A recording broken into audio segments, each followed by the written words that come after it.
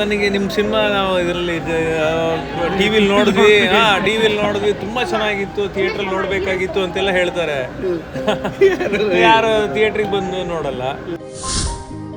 So ನಾವೀಗ ಅದನ್ನ Airbnb ಅಂತ ಅವ್ರದ್ದೊಂದು ಇದಿದೆ, ಅದು ಅಲ್ಲಿಗೆ ಡೈಲಿ ರೆಂಟಲ್ಲಿಗೆ ನಾವು ಕೊಡ್ತಾ ಇದ್ದೀವಿ. ಅದರಿಂದ ಇನ್ಕಮ್ ಬರ್ತಾ ಇದೆ. ಇವಾಗ ಅದ್ರ ಮೇಲೆ ಡಿಪೆಂಡ್ ಆಗಿದ್ದೀವಿ. ಇಮ್ಯಾಜಿನ್ ಮಾಡಿ, ಈಗ ಏನೋ ಬೇರೆ ಕರಿಯರ್ ಏನಾದ್ರು ಹುಡ್ಕೊಬೇಕಾ ಅಥವಾ ಬೇರೆ ಏನಾದ್ರು ನಾವು ಮಾಡಬೇಕಾ ಅಥವಾ ಸ್ಟಾರ್ಟ್ ಮಾಡಬೇಕಾ ಆ ಥರದ್ದೆಲ್ಲ ನನ್ನ ತಲೆಗೆ ಬಂದ್ಬಿಡ್ತು. ಯಾಕೆಂದರೆ ನಾವೆಲ್ಲ ಇವಾಗ ಸುಮಾರು ಜನ ನನ್ನ ಫ್ರೆಂಡ್ಸು ಎಲ್ಲ ನನ್ನ ಸಿನಿಮಾ ರಂಗದಲ್ಲಿ ನಾವೆಲ್ಲ ಕ್ರಿಕೆಟ್ ಆಡ್ತಿದ್ದೀವಲ್ಲ, ಎಲ್ಲರದ್ದು ಅದೇ ಸಿಚುವೇಶನ್. ಆವಾಗ ನಾನು ನಿಜ ಯಾವ್ದಾದ್ರು ಒಂದು ಕೋರ್ಸ್ ಮಾಡಿ, ಇವಾಗ ಅಂದರೆ ಹೈಡ್ರೋಪಾನಿಕ್ ಫಾರ್ಮಿಂಗ್ ಎಲ್ಲ ತುಂಬ ಚೆನ್ನಾಗಿದೆ, ಅಂದರೆ ಇದರಲ್ಲೆಲ್ಲ ಒಂದು ಕೋರ್ಸ್ ಮಾಡಿ ಬಂದು ಆ ಥರದ್ದೇನಾದ್ರು ಮಾಡೋಣ ಆ ಯೋಚನೆ ಎಲ್ಲ ಬಂದ್ಬಿಟ್ಟಿತ್ತು. ನನಗೆ ನಿಜ ಸುಳ್ಳಿಲ್ಲ. ನಾನು 2 ಸಿನಿಮಾ ಸೈನ್ ಮಾಡಿದ್ದೆ. ಅವರು ಪ್ರೊಡ್ಯೂಸರ್ ಹೆಸರು ಅದೆಲ್ಲ ಏನು ಬೇಡ, ಪ್ರೊಡ್ಯೂಸರ್ ಹೆಸರೆಲ್ಲ ಬೇಡ. 2 ಸಿನಿಮಾ ಸೈನ್ ಮಾಡಿದ್ದೆ. ಒಂದು ಹಾರರ್ ಕಾಮಿಡಿ, ಆಮೇಲೆ ಇನ್ನೊಂದು ಈ ಫ್ರೆಂಡ್ಸ್ದು ಒಂಥರ ಎಂಟರ್ಟೈನಿಂಗ್ ಸಿನಿಮಾ ಕಾಮಿಡಿ. ಬಟ್ ಇಬ್ಬರು ಅಂದರೆ ಸಿಚುವೇಶನ್ ಹಿಂಗಿದೆ, ಏನು ಅಂದರೆ ಒಂದು ಸ್ವಲ್ಪ ಮಾರ್ಕೆಟ್ ಕರೆಕ್ಷನ್ ಆಗ್ತಾ ಇದೆ, ಅದಾಗಲಿ ಆಮೇಲೆ ಸ್ಟಾರ್ಟ್ ಮಾಡೋಣ ಅಂದರು. ಆವಾಗಲೇ ನನಗೆ ಗೊತ್ತಾಯಿತು, ಇದು ಯಾಕೋ ಶೇರ್ ಮಾರ್ಕೆಟ್ ಈ ಥರ ಆಯಿತು. ಈಗ ಏನೋ ಬೇರೆ ಕರಿಯರ್ ಏನಾದ್ರು ಹುಡ್ಕೊಬೇಕಾ ಅಥವಾ ಬೇರೆ ಏನಾದ್ರು ನಾವು ಮಾಡಬೇಕಾ ಅಥವಾ ಸ್ಟಾರ್ಟ್ ಮಾಡಬೇಕಾ ಆ ಥರದ್ದೆಲ್ಲ ನನ್ನ ತಲೆಗೆ ಬಂದ್ಬಿಡ್ತು. ಯಾಕೆಂದರೆ ನಾವೆಲ್ಲ ಇವಾಗ ಸುಮಾರು ಜನ ನನ್ನ ಫ್ರೆಂಡ್ಸು ಎಲ್ಲ ನನ್ನ ಸಿನಿಮಾ ರಂಗದಲ್ಲಿ ನಾವೆಲ್ಲ ಕ್ರಿಕೆಟ್ ಆಡ್ತಿದ್ದೀವಲ್ಲ, ಎಲ್ಲರದ್ದು ಅದೇ ಸಿಚುವೇಶನ್. ಆವಾಗ ನನಗೆ ಏನೋ ಬೇರೆ ಸ್ಟಾರ್ಟ್ ಮಾಡಬೇಕಾಯ್ತಾ, ಏನಾದ್ರು ಅಂದರೆ ಕರಿಯರ್ ಬೇರೆ ನೋಡಬೇಕಾಯ್ತಾ ಆ ಥರದ್ದೆಲ್ಲ ತಲೆಗೆ ಬಂದ್ಬಿಡ್ತು. ಸೊ ಹಾಗಾಗಿ ನಾನು ಏನು ಮಾಡಿದೆ, ಇವಾಗ ಮುಂದೆ ಏನು ಅನ್ನೋದು ನನಗೂ ಕಾಡೋದಕ್ಕೆ ಸ್ಟಾರ್ಟ್ ಆಯಿತು. ನಂದು ತೀರ್ಥಹಳ್ಳಿ ತೋಟ ಗೀಟ ನೋಡ್ಕೊಳಕ್ಕೆ ಹೋಗ್ಬೇಕಾ ನಾನು ಅನ್ನೋ ಒಂಥರ ಪರಿಸ್ಥಿತಿ. ಬಟ್ ಈಗ ಸಡನ್ನಾಗಿ ಈ ಸಿನಿಮಾ ಬಂತು. ನಿಜ ಇದು ಆಗಿದ್ದು, ಇಷ್ಟು ನಡೆದಿದ್ದು ನಿಜ. ನಾನು ನಿಜ ಯಾವ್ದಾದ್ರು ಒಂದು ಕೋರ್ಸ್ ಮಾಡಿ, ಇವಾಗ ಅಂದರೆ ಹೈಡ್ರೋಪಾನಿಕ್ ಫಾರ್ಮಿಂಗ್ ಎಲ್ಲ ತುಂಬ ಚೆನ್ನಾಗಿದೆ, ಅಂದರೆ ಇದರಲ್ಲೆಲ್ಲ ಒಂದು ಕೋರ್ಸ್ ಮಾಡಿ ಬಂದು ಆ ಥರದ್ದೇನಾದ್ರು ಮಾಡೋಣ ಆ ಯೋಚನೆ ಎಲ್ಲ ಬಂದ್ಬಿಟ್ಟಿತ್ತು. ನನಗೆ ನಿಜ ಸುಳ್ಳಿಲ್ಲ. ಈ 20 ವರ್ಷದಲ್ಲಿ ಇದೇ ಫಸ್ಟ್ ಟೈಮ್ ಈ ಥರದೊಂದು ಥಾಟ್ ಬಂದಿದ್ದು. ಹೌದು ನಿಜ. ಅಲ್ಲಿವರೆಗೆ ನಾನು ಲಾಸ್ಟ್ ಇಯರು ಎಲ್ಲ ನಾನು ಫುಲ್ ಬ್ಯುಸಿ ಇದ್ದೆಲ್ಲ. ನಾನು 4 ಸಿನಿಮಾ ನಂದು ರಿಲೀಸ್ ಆಗಿತ್ತು. ಏನದು ಹಿಟ್ಟಾಗಿದೆ ಬಿಟ್ಟಿದೆ, ಬಟ್ ನಾನು ಬ್ಯುಸಿ ಇದ್ದೆ.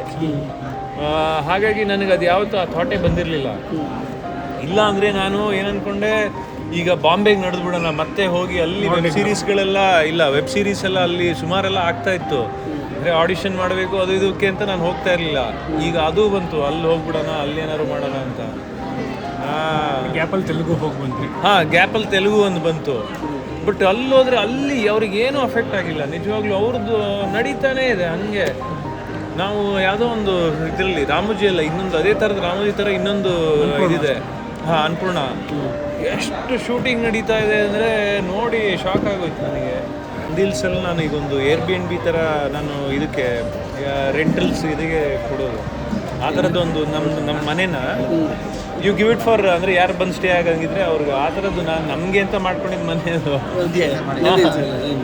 ಚೆನ್ನಾಗಿದೆ. ನಂದಿ ಹಿಲ್ಸಲ್ಲಿ ನಮ್ದೊಂದು ಕಾಟೇಜ್, ಅದು ಅಂದರೆ ಒಂದು ಗೇಟೆಡ್ ಕಮ್ಯುನಿಟಿಲಿ ಒಂದು ಒಳ್ಳೆ ಮನೆ, ಬಟ್ ವ್ಯೂ ಎಲ್ಲ ಚೆನ್ನಾಗಿದೆ. ಸೊ ನಾವೀಗ ಅದನ್ನು Airbnb ಅಂತ ಅವ್ರದ್ದೊಂದು ಇದಿದೆ, ಅದು ಅಲ್ಲಿಗೆ ಡೈಲಿ ರೆಂಟಲ್ಲಿಗೆ ನಾವು ಕೊಡ್ತಾ ಇದ್ದೀವಿ. ಅದರಿಂದ ಇನ್ಕಮ್ ಬರ್ತಾ ಇದೆ. ಇವಾಗ ಅದ್ರ ಮೇಲೆ ಡಿಪೆಂಡ್ ಆಗಿದ್ದೀವಿ. ಇಮ್ಯಾಜಿನ್ ಮಾಡಿ. ಅಂದರೆ ಇಷ್ಟು 20 ವರ್ಷ 2006ರಲ್ಲಿ ನೀವು ಶುರು ಮಾಡಿದ ಕೆರಿಯರ್. ಹೌದು. 20 ವರ್ಷ ಇಲ್ಲದೆ ಇರೋದು ಈಗ ಸ್ಕೇರ್ಸಿಟಿ ಕ್ರಿಯೇಟ್ ಆಗಿ ಏನು ಕಾರಣ ಅನ್ಸುತ್ತೆ? ಅದೇ ಗೊತ್ತಿಲ್ಲ ನನಗೆ. ಅಂದರೆ ನಮಗೆ ನಿಮ್ಮ ಅನಾಲಿಸಿಸ್ ಎಲ್ಲ ದಾರಿ ತಪ್ತಾ ಇದೆ, ಏನಾಗ್ತಾ ಇದೆ? ನನ್ನ ಅನಾಲಿಸಿಸ್ ಏನಂದರೆ, ನಾವು ಒಳ್ಳೆ ಸಿನಿಮಾಗಳನ್ನು ಮಾಡದೆ ಹಂಗಾಗಿದೆ. ಈಗ ನೋಡಿ, ಸೂಫ್ರಮ್ ಶೋ ಚೆನ್ನಾಗಾಯಿತು, ಹಿಟ್ಟಾಯಿತು. ಆಮೇಲೆ ಲವ್ ಮಾಕ್ಟೇಲು ಅದು ಚೆನ್ನಾಗಿ ಓಡ್ತು.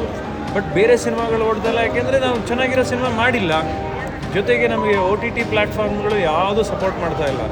ತೆಲುಗುನಲ್ಲೆಲ್ಲ ಇವಾಗ ಅವ್ರದ್ದು ಯಾರು ಹೀರೋಯಿನ್ ಸೆಲೆಕ್ಟ್ ಆದ ತಕ್ಷಣ ಅವ್ರದ್ದು ಒಂದೇನೋ ಬಿಸ್ನೆಸ್ ಆಗುತ್ತೆ. ಇಲ್ಲಿ ಆ ಥರ ಒಂದು ಸಪೋರ್ಟ್ ಆ ಕಡೆಯಿಂದ ಬರದೇ ಇರೋದಕ್ಕೆ ಯಾರು ಇನ್ವೆಸ್ಟ್ ಮಾಡೋದಕ್ಕೆ ರೆಡಿ ಇಲ್ಲ. ಇದು ನನ್ನ ಅನಾಲಿಸಿಸ್. ಮುಂಚೆ ಸ್ಯಾಟಲೈಟ್ ರೇಟ್ ಇತ್ತು, ಆಮೇಲೆ ಏನೇನೋ ಅಂದರೆ ಮ್ಯೂಸಿಕಲ್ಲಿ ಏನೋ ಒಂದು ಬರೋದು, ಯಾವುದೂ ಇಲ್ಲ, ಎಲ್ಲ ಡೆಡ್ಡು. ಸೊ ಇವಾಗ ಥಿಯೇಟ್ರಿಕಲ್ಲಲ್ಲಿ ಬಂದರೆ, ಅದು ಥಿಯೇಟ್ರಲ್ಲಿ ಚೆನ್ನಾಗಿ ಓಡಿದ್ರೆ ಮಾತ್ರ ಇವ್ರು ತೊಗೋತೀನಿ ಅನ್ನೋದು ಒಂದು ಅವ್ರದ್ದು ಸ್ಯಾಟಲೈಟ್ ಅಲ್ಲ, ಇದು OTT. ಸೊ ಇವಾಗ ಕೆಲವರು ಪೋಸ್ಟರ್ ನೋಡಿನೇ ಸಿನಿಮಾ ಹೋಗಲ್ಲ. ಅಂದರೆ OTTಲಿ ಬರುತ್ತಲ್ಲಪ್ಪ ಆಮೇಲೆ ನೋಡೋಣ ಅಂತ. ಅವ್ರಿಗೇನು ನೋಡಬಾರ್ದು ಅನ್ನೋ ಇದೆಲ್ಲ ಉದ್ದೇಶ ಅಲ್ಲ.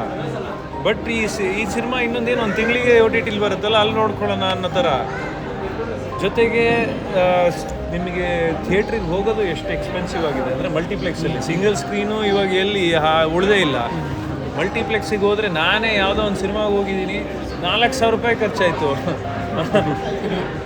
ಎಲ್ಲ ನಮ್ಮ ಫ್ಯಾಮಿಲಿ ಕರ್ಕೊಂಡು ಹೋಗಿದ್ದೆ, ನಾವೊಂದು 5 ಜನನ 6 ಜನನ ಹೋಗಿದ್ವಿ, ಒಂದು 4,000 ಖರ್ಚಾಯಿತು. ಸೊ ಇಮ್ಯಾಜಿನ್ ಮಾಡಿ, ಸಿನಿಮಾ ಯಾವತ್ತೂ ಅಷ್ಟು ಎಕ್ಸ್ಪೆನ್ಸಿವ್ ಇದಲ್ಲ, ಅದು ಎಲ್ಲ ಕಾಮನ್ ಮ್ಯಾನಿಗೆ ಎಂಟರ್ಟೈನ್ಮೆಂಟು.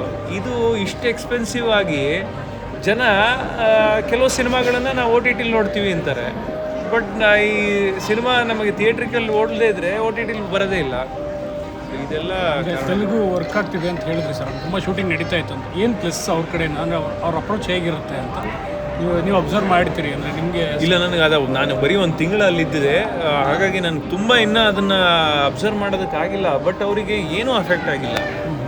ಅವ್ರಿಗೆ ಇನ್ನೂ ಫ್ರೈಡೇ ಬಂದರೆ ಆ ಸಿನಿಮಾ ಈ ಸಿನಿಮಾ 3 ಸಿನಿಮಾನೂ ಎಲ್ಲರೂ ಹೋಗಿ ನೋಡ್ತಾರಪ್ಪ ಅಲ್ಲಿ. ಅಂದರೆ ಆ ಜನ ಹಾಗೆ ಸಿನಿಮಾ ಒಂಥರ ಅವರಿಗೆ ರಿಲಿಜನ್ ಥರ. ಈಗ ದೇವಸ್ಥಾನಕ್ಕೆ ಹೆಂಗೆ ಸ್ಯಾಟರ್ಡೇ ಎಲ್ಲ ನಾವು ದೇವಸ್ಥಾನಕ್ಕೆ ಹೋಗೋಣ ಅನ್ನೋ ಥರ ಅವರು ಸಿನಿಮಾ ಥಿಯೇಟ್ರಿಗೆ ಹೋಗ್ತಾರೆ. ಈ ಸಿನಿಮಾ ಚೆನ್ನಾಗಿಲ್ಲ ಅಂದರೆ ನೆಕ್ಸ್ಟ್ ಮತ್ತೆ ಈವ್ನಿಂಗ್ ಶೋಗೆ ಬೇರೆ ಸಿನಿಮಾಗೆ ಹೋಗ್ತಾರೆ. ಒಳ್ಳೆ ಮೂಡಲ್ಲಿ ಎಂಟರ್ಟೈನ್ಮೆಂಟ್.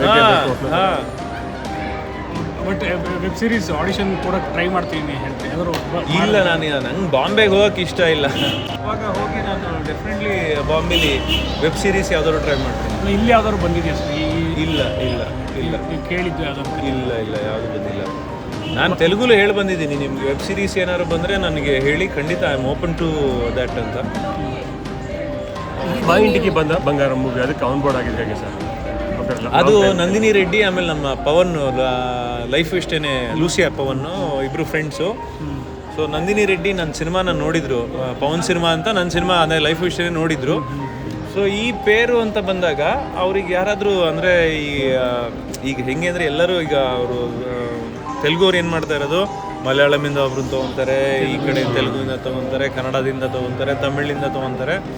ಸೊ ಆ ಥರ ಮಾಡ್ತಾ ಇರೋದ್ರಿಂದ ನನ್ನನ್ನು ತೊಗೊಂಡಿದ್ದಾರೆ. ಹೇಗಿತ್ತು ಸಮಂತ ಅವ್ರ ಜೊತೆ ಕೆಲಸ ಮಾಡಿದ್ದು? Very nice, very hard working. ಅಂದರೆ she has a very rare disease ಅಂತೆ, ಅದೇನೋ ಮಯೋಸಿಟಿಸ್. ಹಾಂ, ಕರೆಕ್ಟ್, ಅದೇನೇ ಮಯೋಸಿಟಿಸ್. ಹಾಂ, ಅದು ಏನಾಗುತ್ತೆ ಅಂತ ಗೊತ್ತಿಲ್ಲ, ನಾಳೆ ಏನಾಗುತ್ತೆ ಅಂತ ಗೊತ್ತಿಲ್ಲ. ಬಾಡಿ ಸಡನ್ನಾಗಿ ಗಿವ್ ಅಪ್ ಮಾಡ್ಬೋದು. ಆ ಥರ ಇದ್ರೂ, ಕಂಡೀಷನ್ ಇದ್ರೂ ನನಗೆ ಬರೀ ಹಾರ್ಡ್ ವರ್ಕು, ನಾನು ಅಂದರೆ ಫೋಕಸ್ಡ್ ಆಗಿದ್ದರೆ ಮಾತ್ರ, ಅಂದರೆ ಕೆಲಸದ ಮೇಲೆ ಫೋಕಸ್ಡ್ ಆಗಿದ್ದರೆ ಮಾತ್ರ ನನಗೆ ಅದಕ್ಕೇನೋ ಒಂದು ಪರಿಹಾರ ಥರ. ಇಲ್ಲ ಅಂದರೆ ನಾನು ಒಬ್ಬಳೇ ಮನೇಲಿ ಏನಾದ್ರು ಕೂತೆ ಇದ್ದರೆ ನನಗೆ ಏನಾಗುತ್ತೋ ಗೊತ್ತಿಲ್ಲ ಅನ್ನೋ ಥರ ಕಂಡೀಷನ್ ಅದು.